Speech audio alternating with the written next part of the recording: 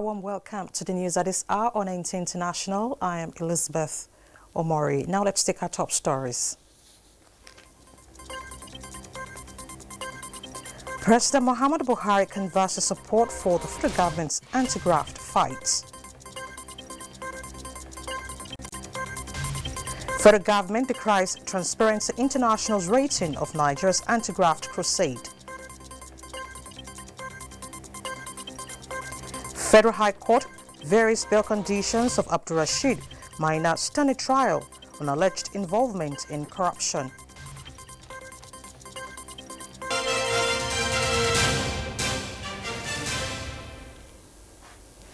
Thank you so much for joining us. Now let's begin with the presidency. President Muhammadu Buhari has employed Nigerians to as a matter of honor, develop a mindset that not only shuns corrupt practices, but at all times focuses on the wider public good. He said audit in particular should not be seen as a threat by those doing the right thing in government, but a means of improving their performance. The president stated this at the opening of the Conference of Auditors General in Nigeria. State House correspondent Adamu Sambo reports. Organized by the Office of the Auditor General for the Federation, the conference, being attended by Auditors General from across the three tiers of government, has as its theme, Building Government Audit Institutions Nigeria Needs for the 21st Century. President Muhammadu Buhari said with transparency, accountability and good governance as the hallmarks of his administration, auditors are indispensable if the desired objectives are to be achieved. He therefore told them that as champions in the fight against corruption, armed with full range of audit tools, there is no aspect of government performance or expenditure that they cannot examine. What may be missing is the will to properly deploy the power that you have. In which case, I will remind you that underperformance by auditors or ineffective audits contribute largely to governance problems. Auditors, therefore, need to decide not to be part of the problem. I expect your audit reports to be current and of high quality. No one in the government should be afraid of audit if they have done the right thing. The president is, however, worried over the issue of quality in audit over the years, especially at the state level. He said it is strange that despite the significant cases of misappropriation that have been uncovered, the huge balances recovered, and the sentences being served by convicted public officials, including former governors, there has never been anything but clean audit opinions in respect of annual financial statements. One can either assume the audits are not thoroughly done, the auditors have been compromised, or the auditors are constrained in some way or other. What will it take to do a thorough job for the sake of your local government, your state, Nigeria, and for the sake of future generations? I therefore urge you all to be diligent in your work. By doing so, you are not only improving the lives of citizens, you are also preparing the ground for a better life for the coming generations. President Buhari said, with or without any petition or allegation, auditors are uniquely placed and lawfully empowered to discover corrupt practices early and block the loopholes before they are exploited. The Auditor General for the Federation, Mr. Anthony Ayine, had earlier identified the absence of an audit act as a major impediment to effective and efficient auditing processes in Nigeria and called for the enactment of audit laws towards strengthening the audit institutions for better performance. We understand fully the challenge that corruption presents to this country, how much damage has been done, and the urgency with which Nigeria needs to change. As Auditors General, we are fully committed to doing our part as audit institutions. No matter how difficult it gets, we will not relent in contributing our effort to make Nigeria a better place. During the event, goodwill messages were delivered by representatives of the World Bank and Nigeria's EFCC, while the Conference of Auditors General in Nigeria presented an award of honor to President Muhammadu Buhari as champion of transparency and anti-corruption. In Abuja, Adamu Sambu, NTA News. To legal matters, the Federal High Court, Abuja, in exercise of its discretion, has varied the bail conditions earlier granted to the chairman of the defunct Pension Reform Task Team, Abdulrasheed Maina. The court had earlier turned down his request to have the terms varied. Justice Okon Aban, however, granted the request following his inability to meet the conditions. Olabode Arewa reports. Following the earlier bail granted to Abdulrasheed Maina in his trial for alleged pension fraud, the defendant approached the court seeking variation of bail terms, which the defendant felt were stringent. Justice Okonabank said the court took a risk to have granted bail to Maina in the first place because the defendant had not countered submissions of the prosecution that it was a flight risk and could jump bail, but only that of the USA and Dubai. The court varied the bail condition for 1 billion naira to 500 million naira, which was surety in large sum. Be a serving senator with developed landed property in Maitama, Usetu, Asokoro, the Central District of Abuja, or Katampe. The surety shall come with Maina on all hearing dates and sign a register before proceeding for its legislative duties. In Abuja, Olabode Arewa, NTA News. In other news, the federal government has described as unfortunate Transparency International's rating of Nigeria's anti-corruption crusade in the negative standing. Information and Culture Minister Lai Mohammed stated this during his media engagement in the United Kingdom. Anthony Forson reports. Transparency International's Pecking Order of 2019 indicate that Nigeria fell by 26 points according to the Global Anti-Corruption Watchdog latest index. This Information and Culture Minister Lai Mohammed says it appears Transparency International is deliberately weaponizing Nigeria's anti-corruption crusade. If they are not very happy for whatever reason with a particular country, their rating will not favor that country. Otherwise, how can anybody say that this administration is not doing anything to improve the anti-corruption stance? And in any event, we are not fighting corruption because we want to impress any organization. We are fighting corruption because we believe that without fighting corruption, the much sought development in the country will not happen. The minister maintained that the over 15 million Nigerians who voted President Muhammadu Buhari for a second term in office made no mistake given the confidence they built in the first 4-year term. The truth of the matter is that in 2015, this president campaigned on fighting corruption. He won elections. He was re-elected overwhelmingly again in 2019 because Nigerians actually believe, because they saw how much he has fought corruption. Then an agency now says that, as a matter of fact, Nigeria is doing worse in the issue of fighting corruption. That's not correct. More so, the minister added that policies and legislations have been galvanized to entrench the war on corruption in the country. We have results to show for fighting corruption. We have put in place policies and legislation that has actually tamed the monster called corruption. For instance, apart from the TSA, which has saved us trillions of naira, we put in place the transparency portal, which enables every Nigerian that so wishes to go and find out how much is being spent by government every day. We will continue to fight corruption. We are winning the war. For the first time in the history of this country, high-profile, people have been convicted. And for those who say, this corruption fight is selective, how do you say that when even serving senators, past governors belonging to the ruling party are now serving jail terms? Their properties have been confiscated. So we must continue to fight corruption. All we need is encouragement, but we are not distracted by any rating because we know that we are winning the war. Lai Mohammed, however, said Nigerians must remain resolute in their support for the President Muhammadu Buhari-led administration and not to be dissuaded by the antics of naysayers. In London, Anthony Forson, NTA News. Now let's talk security. Troops of Operation Lafia Dole have foiled Boko Haram attack on Auno in Borno State, killing several terrorists and recovered gun trucks. Defense correspondent Ismail Musa, who accompanied the Chief of Army Staff on operational visit to the northeast, has details of the encounter. It is a bright, busy day at the 29th Task Force Brigade in Jakana, a village 50 kilometers away from Maiduguri, the Borno State capital. Troops in the general area situated along the Maiduguri-Damaturu road are keeping an eagle eye on the route that has recently witnessed increased terrorist activities.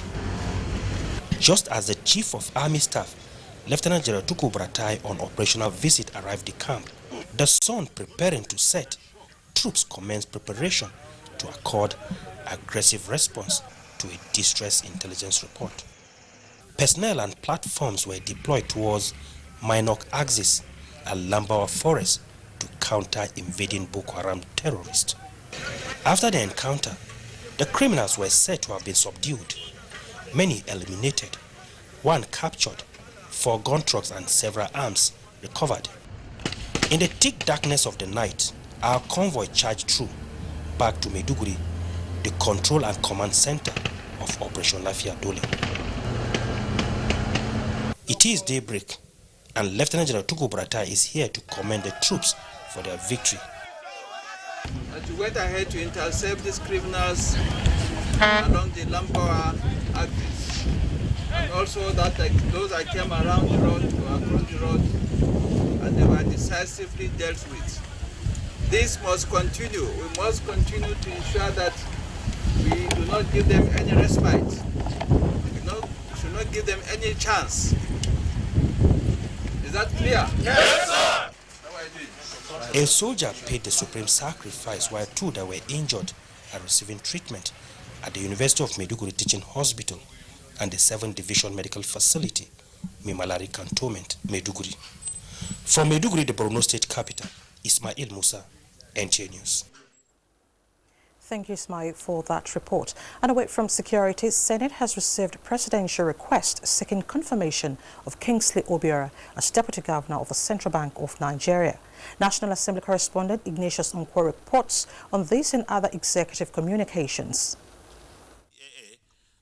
Shortly before the Senate adjourned in honor of the late Muhammadu Gawo, the President of the Senate, Ahmed Lawan, after a 1-hour closed-door session, read letters from President Muhammadu Buhari seeking confirmation of appointments.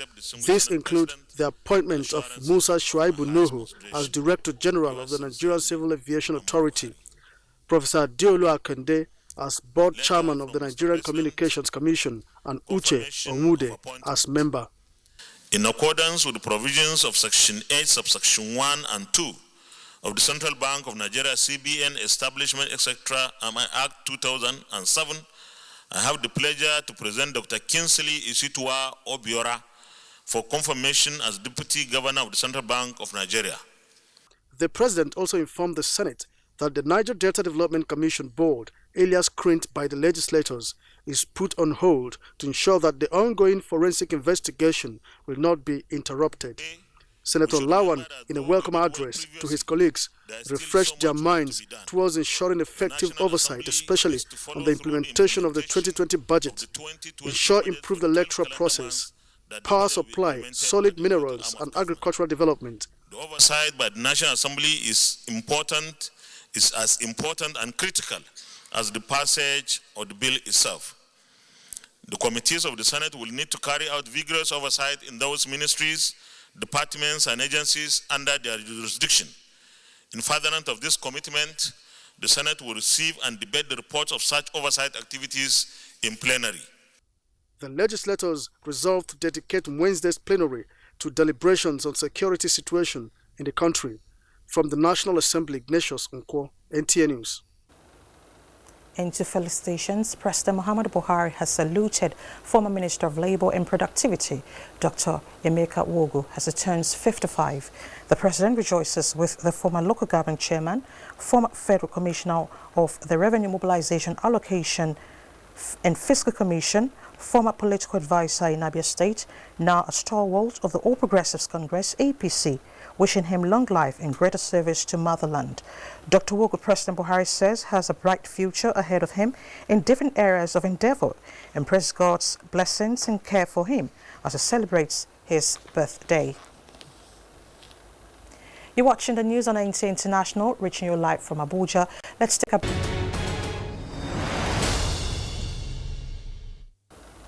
Thanks for staying with us. Now to humanitarian gestures. Minister of Humanitarian Affairs, Disaster Management and Social Development, Sadiya Umar Farouk, has assured internally displaced persons taking refuge in Bauchi State of the federal government's renewed commitment towards their welfare. Abbas Mekano reports that the minister was in Bauchi and visited some of the IDP camps to have first-hand information on their plight.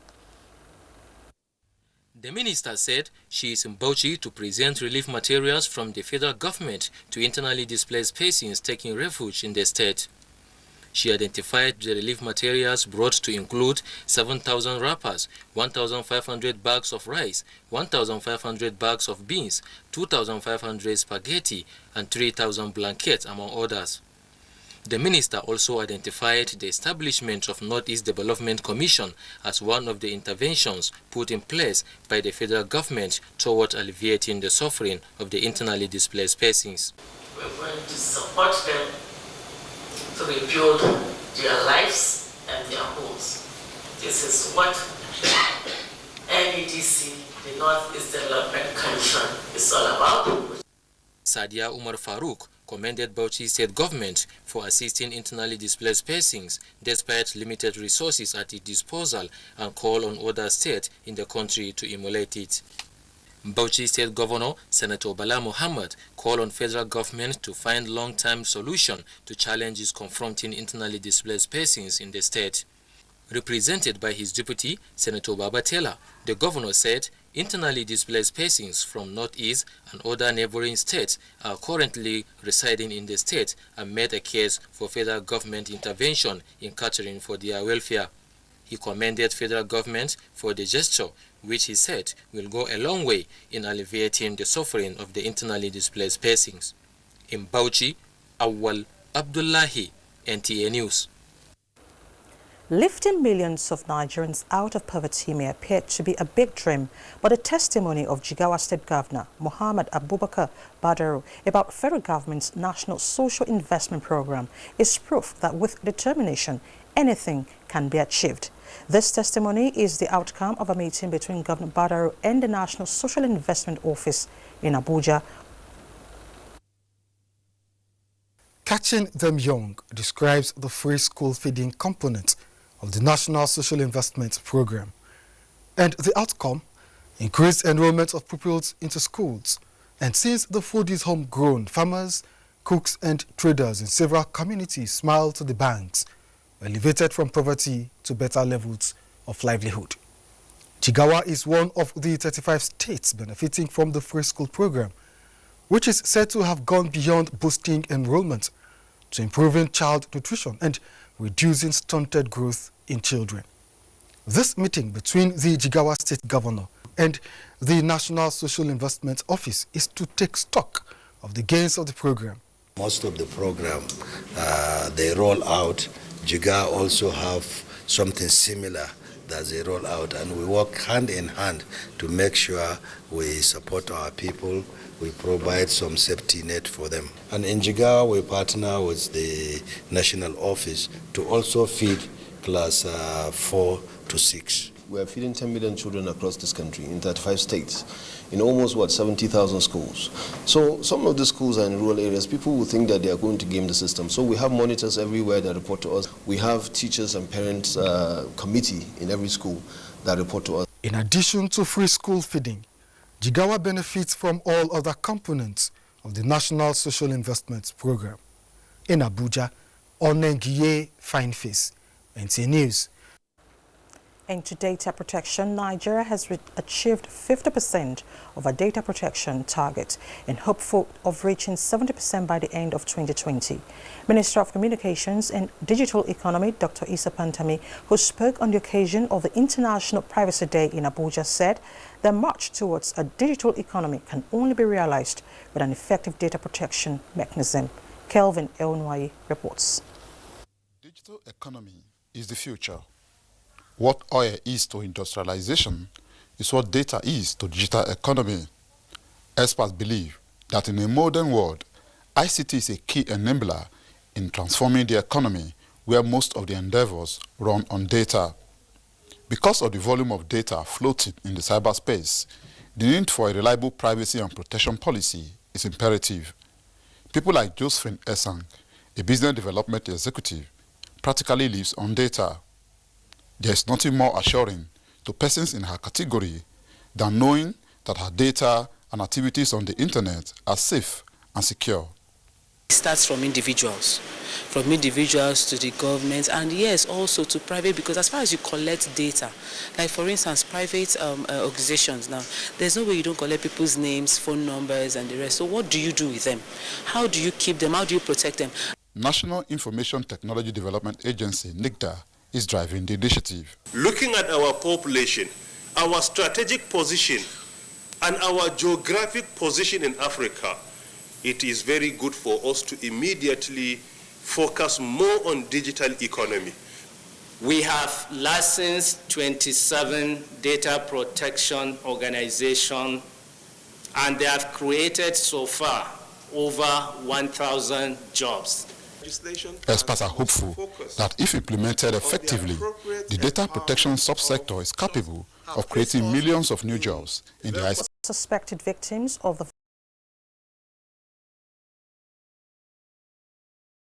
the military and what she called agents of the state were behind more than half of the violations. However, Ms. Bachelet said the total number of human rights abuses by the state and rebel forces over the past year was slightly down. That's it on this segment. Thanks for your time. I am Joyce Umitu.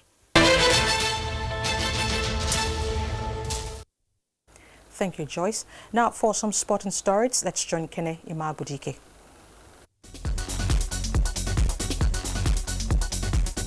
Defending champion Novak Djokovic set up a semi-final showdown with rival Roger Federer at the Australian Open with a convincing 6-4, 6-3, 7-6 victory over Canadian 32nd seed Milos Raonic.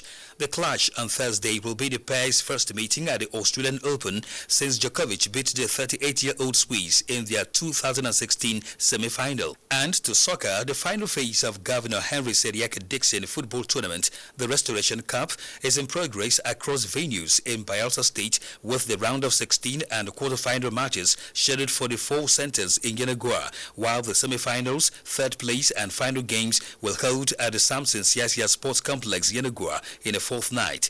Director General of the tournament, Honor Abe, urges the participating teams to embrace sportsmanship while showcasing talent in football. Meanwhile, Friends of Jide in white jersey defeated a select team of sports journalists 3-2 via penalties after a 1-0 draw at the Area 3 Preach Abuja in a novelty football match to mark 1-year remembrance of late veteran sports journalist Olajide Fashiko. Former Minister of Youth and Sports Development Solomon Dalun, who officiated the match, tasked journalists on the legacies of the late Fashiko for the country's quest for sports development. He left legacies of integrity, forthrightness, bluntness, frankness. He was using everything he had to do for everybody as much as he could. Late Olajide Fashiko, who was editor of an online news platform, Gong News, spearheaded several grassroots sports development programs. With Sports Update, Keden Ima Abodike, NTA News.